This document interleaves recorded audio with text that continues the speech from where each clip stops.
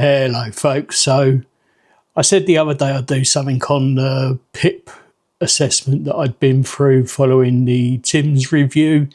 So the government published an interim report from the Timms review, and the findings were, I don't think it's unfair to say, pretty damning. It said that people found it stressful, dehumanising, degrading, hard to navigate, especially for people with fluctuating conditions. Furthermore, it said that DWP whistleblowers had admitted that the system is target-driven and designed to catch people out and sets disabled people up to fail. Now look, that's what has been published, and I don't want to be malicious towards the government. I don't want to do any scaremongering. But at the same time, I don't want to look at this through rose-tinted spectacles either. I just really want to give you the facts, because on the exact same day that this report was published, I had my own PIP assessment. Way to set me up for it, folks. So, look, it was a telephone call and it lasted an hour and 20 minutes. And I guess my goal today is to demystify the process. So, if you've got an assessment coming up, I hope that this helps you to understand what to expect. So look, the call started pleasantly enough. The assessor introduced himself and then went through a housekeeping script before joking that his acting like a robot was finished. He told me this wasn't a medical consultation. He wasn't there to diagnose me or prove or disprove anything. He was there to fill out a structured 5-part form. And that right there is where the friction begins. Life is complex and messy and emotional, but the form is just boxes and rules about what the answers should look like rather than what they actually are. Take the very first section, social and occupational history. He asked who I live with. So I explained that I live in a house at the moment with my ex-wife.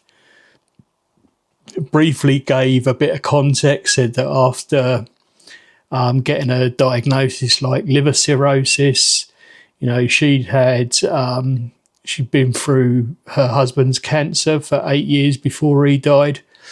And, I personally don't think that she wanted to go through looking after someone else, having done that. And we didn't have the kids and the family home and all that. So she wanted a divorce. I explained how that tension, it's like, sometimes I practically hide in my own home, and the immense mental toll it takes is, another complication, not only on top of my illness, but one that affects my illness. So he cut me off, and do you know what the immediate follow-up question was? Have you got any pets? And it's not that the assessor was being cruel. It's just, it felt to me like he had a list of boxes to tick. House, yes. Dependents, no. Pets, no. The human element, the fact I'm navigating a divorce and a severe illness and selling a house simultaneously, there isn't a drop-down menu for that. So the Timms words use the word degrading, and it's hard to argue with that when you look at the reality of the questions you have to answer. So to get PIP, you have to prove how your condition limits your daily living. So for me, part of that, it started off with me detailing some of the aids that I've had to buy simply to exist on the same footing as other people. So here I am on a call with a total stranger, and I had to explain that I'd needed to buy an aid to help me wipe myself after going to the toilet, because I physically struggled to reach. Now, if you've watched this channel, folks, you know that I sort of, I quite often say some of this stuff's unpalatable, but it's the reality of my life, and I'm sure for some of you out there, it's the reality of yours as well. So let's just be grown up and adult about it. And yes, I might have a little laugh at some of the stuff, but that's, a bit of self-deprecating humour gets me through the day. He said to me, I think that's called a bottom wiper. I said to him, well, that's what it does. To my mind, there's no need to label it that. You knew what it was. They're not called that on Amazon, and yet we all managed to find them. So you can't tell me that the folk at the DWP need it to be explained that literally to them. And it didn't feel necessary. I had to talk about my incontinence pads.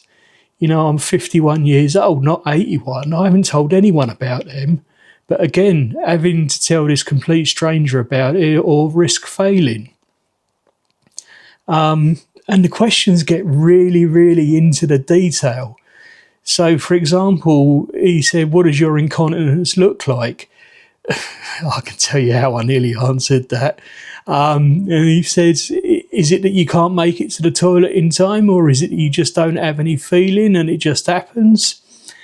And I had to explain that because of my medication, I'm on 2 diuretics and a laxative to manage the liver cirrhosis, it varies. Sometimes it comes on so fast that I can't make it. Other times I'm just in the nick of time. Other times I was just in the nick of time, but might have just missed by, like a second or so. And there have been other times when, for days at a time, it's just fallen out of me without me even knowing about it.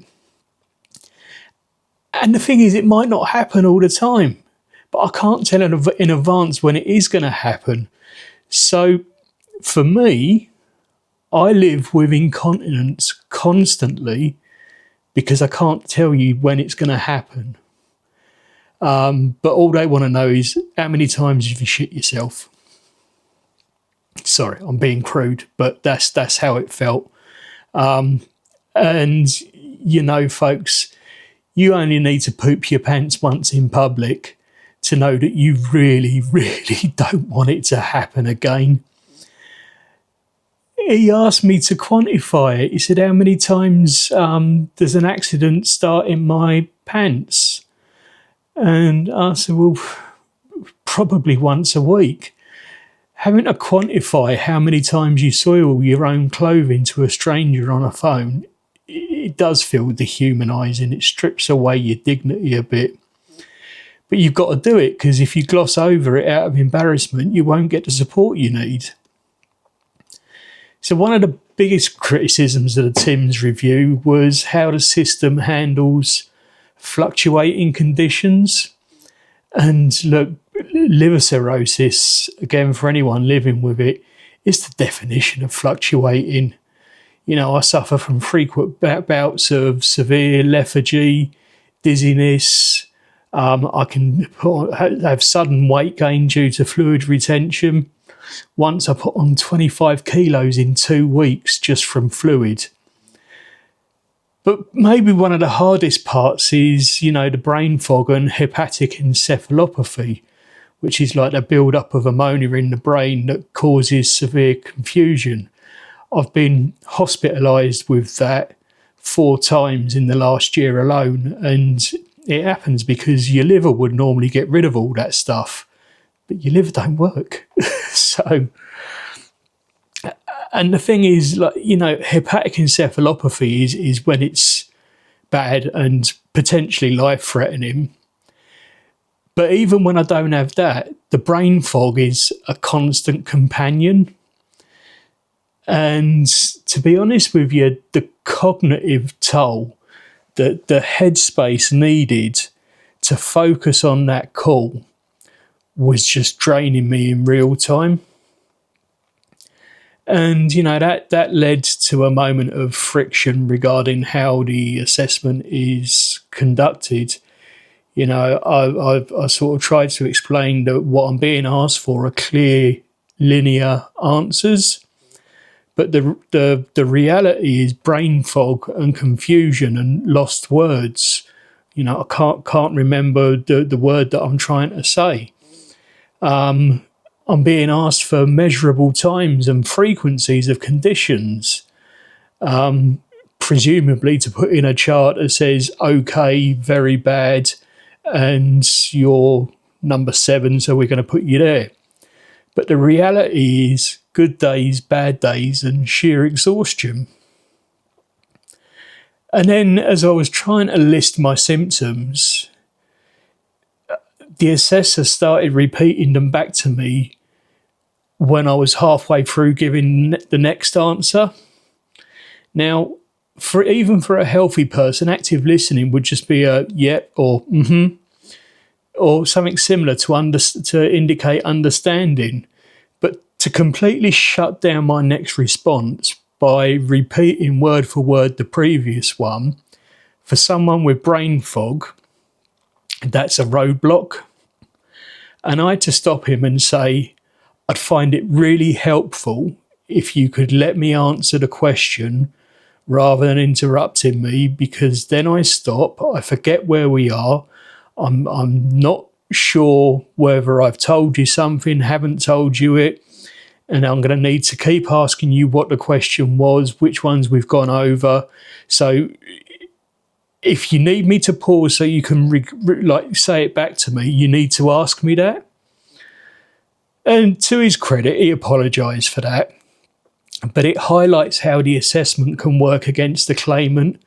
With a medically untrained assessor who probably doesn't even understand what they're doing wrong in order to make me feel like that.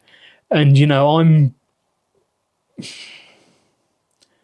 don't know if bullshit's the right word, but I don't have a problem saying to someone, you're stopping me doing the thing that you're asking me to by interrupting me. Anyway, later on, he asked about my mobility, and he said, what was the longest amount of time I could stand for? So I don't know. And he said, well, if I was to say, could you stand for an hour? Could you do that? Well, no. And I explained my frustration and said, look, I've never sat down with a stopwatch and thought, right, I'm going to measure this. And, today I'm trying to think about all this stuff on the fly. And that isn't easy when all I'm really worried about is going to the toilet and getting some protein inside me. But the system demands data. It feels like it wants spreadsheets and stopwatches, but chronic illness doesn't wear a watch. And he said, I'm just trying to get some information that the people who make the decision can use. And I was adamant that I couldn't answer it. One, because it fluctuates daily. It can be, I slept funny and that impacts it. Or my exhaustion levels are up or down and that affects it. Or I've been for a walk the day before, or I've been for a walk today, and that affects it. There's so many variables. And then 2, my best answer would be a guess. And trusting the guess of a person who can't even remember what day it is on something this important, that's not the right way to go about things, in my mind. So, as the call sort of got to about the hour mark, we went through my ability to cook and wash and dress.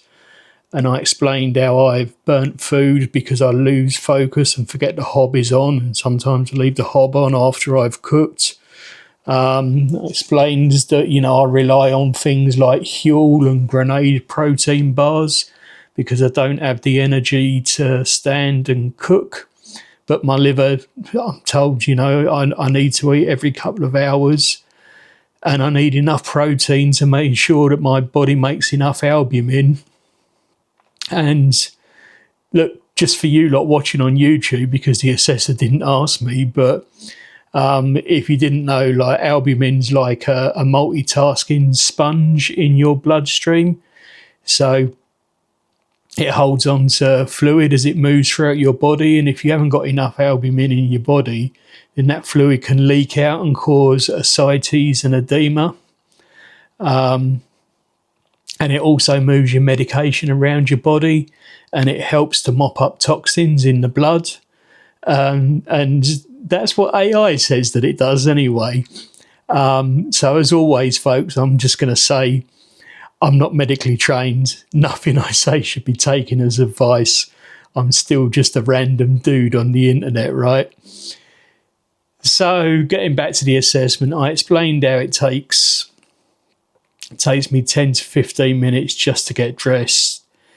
If you ask me tomorrow, I might say it's 20 minutes because that's the last memory I've got. Or it could be half an hour because I had a really bad night. But I said, I have to use a sock aid that I bought off of Amazon to help me get my socks on.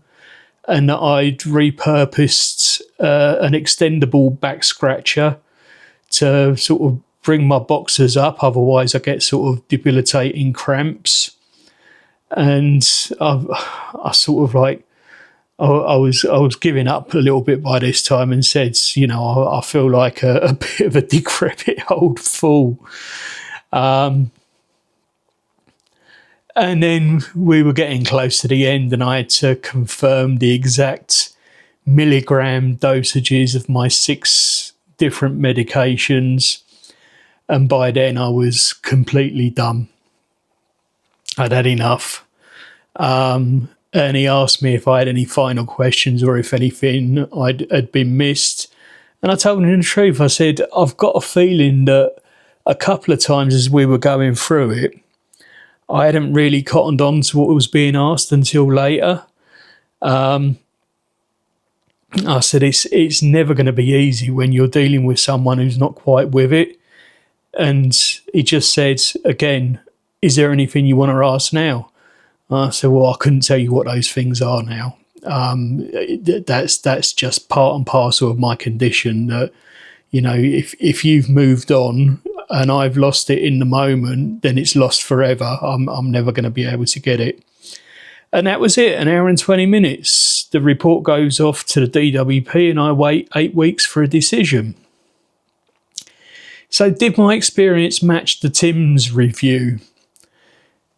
Looking back at my 80-minute assessment and asking the question, I guess, is it degrading and dehumanising and setting me up to fail?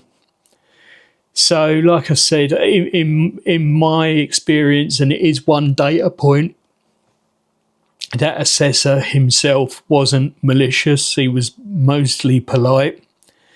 But he's operating machinery that feels inherently cold. The system itself is degrading because it forces you to justify your existence through your lowest and most embarrassing moments.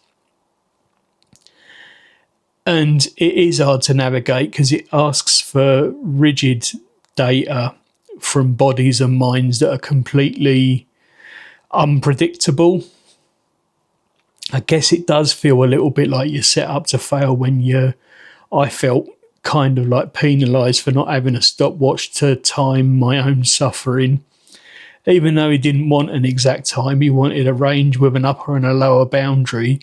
But to get that, I'd either have to guess or time it multiple times.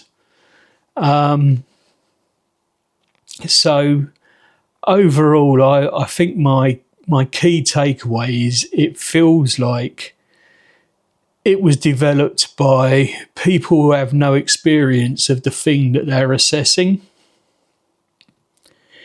So if you've got a PIP assessment coming up, my advice is prepare for the exhaustion, have water and a snack nearby. Clear your schedule if you can for the rest of the day, just so you can decompress afterwards. Don't be afraid to set boundaries. If they interrupt and it breaks your focus, politely ask that they let you finish.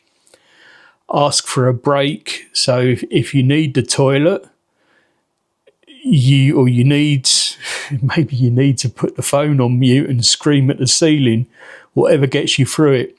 Ask. You know, the worst they can say is no. And which human being, I've never been in a meeting in my life where I've said, I'll be back in a minute, I'm just nipping to the loo.